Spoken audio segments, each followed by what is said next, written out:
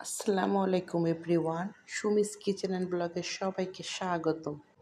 আজকে আমি তৈরি করেছি গরুর কালো ভুনার সহজ ও পারফেক্ট রেসিপি।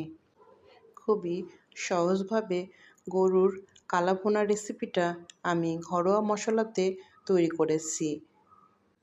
গরুর কালো ভুনা রেসিপিতে আমি কি উপকরণ ব্যবহার করলাম দেখতে থাকো।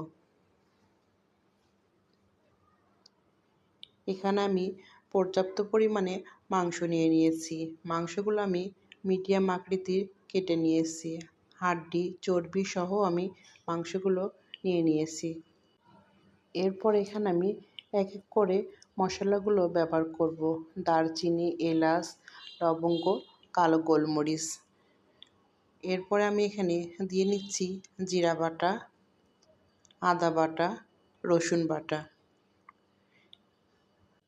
এখানে বাটা মশলাগুলো আমি দিয়ে নিচ্ছি। এরপরে আমি এখানে এক এক করে গুঁড়া মশলাগুলো ব্যবহার করব। এরপরে আমি দিয়ে নিচ্ছি পর্যাপ্ত পরিমাণে লবণ। দিয়ে নিচ্ছি এখানে আমি লাল মরিচের গুঁড়া। ঝালটা যে যতটা খেতে চাও সেইভাবে দিতে পারো। এরপরে আমি এখানে দিয়ে নিচ্ছি 1 চা চামচ গরম মশলা গুঁড়া। এরপর আমি এখানে ব্যবহার করব হলুদের গুঁড়া।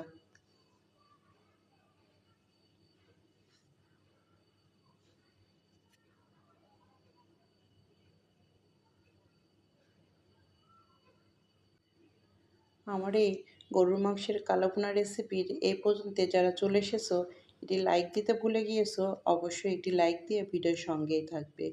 এখানে আমি কিছু পেঁয়াজ কুচি দিয়ে নিয়েছি। এরপরে আমি কিছু দিয়ে নিচ্ছি পেঁয়াজ বেরেস্তা। পেঁয়াজ বেরেস্তাটা আমি আগে থেকে ভেজে রেখেছিলাম। এরপরে আমি দিয়ে নিচ্ছি তেল। পেঁয়াজ বেরেস্তা ভেজে যে তেলটা বেঁচেছিল আমি সেটা দিয়ে নিচ্ছি। এরপরে আমি হাতের সাহায্যে সুন্দর করে মাখিয়ে নিব। মাংসটা যত সুন্দর মাখানো হবে ততটাই টেস্ট দ্বিগুণ হবে।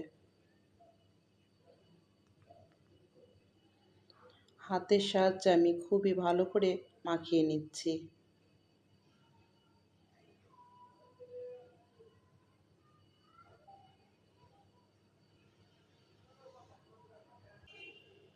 হাতের সাহায্যে আমি সুন্দর করে মাখিয়ে 10 মিনিটের জন্য রেস্টে রেখে দেব।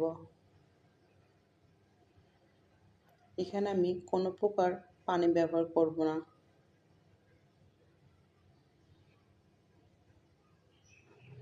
মাংসটা এখানে সুন্দরভাবে মাখিয়ে নিয়েছি। এরপরে আমি 10 মিনিটের জন্য রেস্টে রেখে দেব।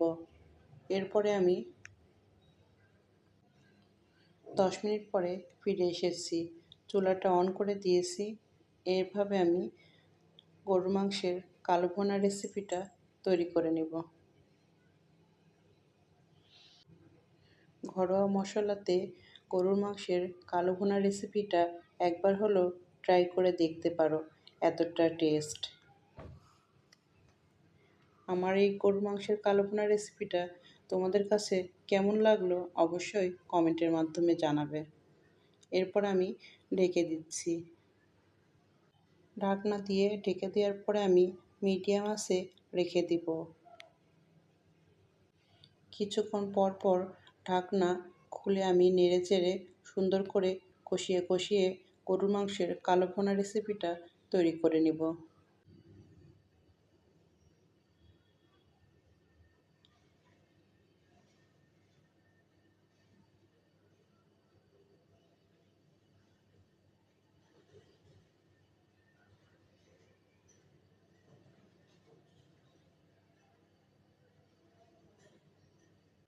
এখানে আমি মাংসটা আবার কিছুক্ষণের জন্য নেড়েচেড়ে দেব।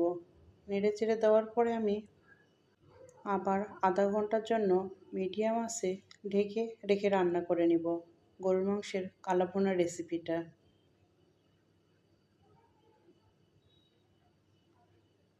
গরুর মাংসের কালো ভুনা রেসিপিটা দেশ ও দেশের বাইরের থেকে যারা যারা দেখছো সবাইকে অসংখ্য অসংখ্য ধন্যবাদ। কালো ভুনাটা যত মিডিয়াম আছে কষিয়ে কষিয়ে রান্না করা যাবে ততটাই স্বাদ দ্বিগুণ হবে। এরপরে আমি ঢেকে আধা ঘন্টার জন্য মিডিয়াম আঁচে রেখে দেব।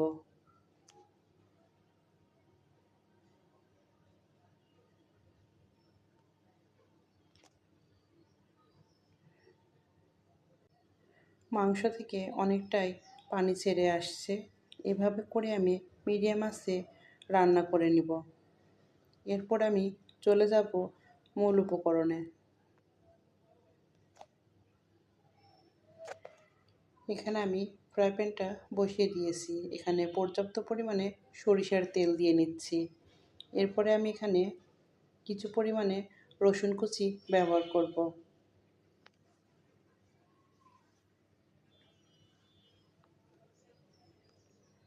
রসুন কুচিগুলো কিছুটা ব্রাউন কালার হয়ে আসলে এখানে আমি শুকনা মরিচ দিয়ে নিব।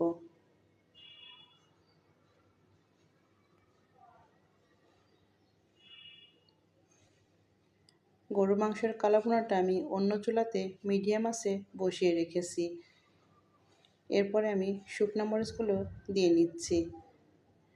শুকনা মরিচগুলো কিছুটা ব্রাউন কালার হয়ে আসলে আমি কিছু পেঁয়াজ দিয়ে নিব। এইভাবে গরুর কালো ভুনা রেসিপি করলে খুবই দারুণ লাগে।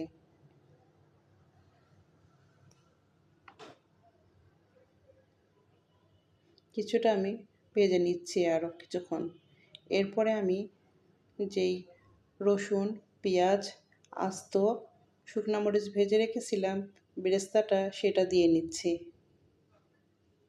দিয়ে কিছুক্ষণ আমি নেড়ে চেড়ে ঢাকনা দিয়ে ঢেকে রেখে দেব, যেন এর ফ্লেভারটা মাংসের সঙ্গে চলে যায়।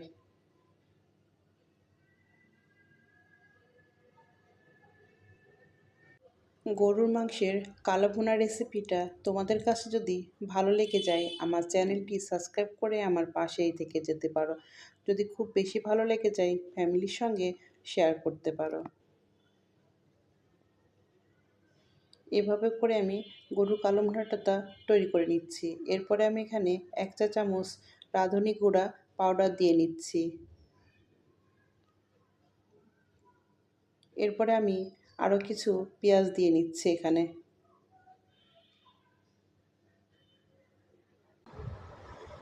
এভাবে আমি পেঁয়াজগুলো দিয়ে মিডিয়াম আঁচে কিছুক্ষণ রেখে দিব। এখানে আমি কোনো রকম বাইরের মশলা ব্যবহার করিনি। এভাবে আমি ঘরোয়াভাবে যে মশলাগুলো ছিল সেগুলো দিয়েই কালো ভুনা তৈরি করে নিয়েছি। আমার মাংসটা অতটা কালো হয়নি।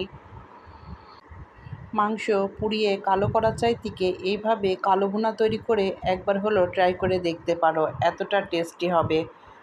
বাসায় সবাই তোমার প্রশংসা করবে। এখানে আমি কালো ভুনার রেসিপিটা পরিবেশন পাত্রে তুলে নিচ্ছি। আমার এই রেসিপির সঙ্গে এতক্ষণ পর্যন্ত যারা ছিলে সবাইকে অসংখ্য অসংখ্য ধন্যবাদ। অনেক ভালোবাসা রইল তোমাদের জন্য। আল্লাহ হাফেজ। আসসালামু আলাইকুম।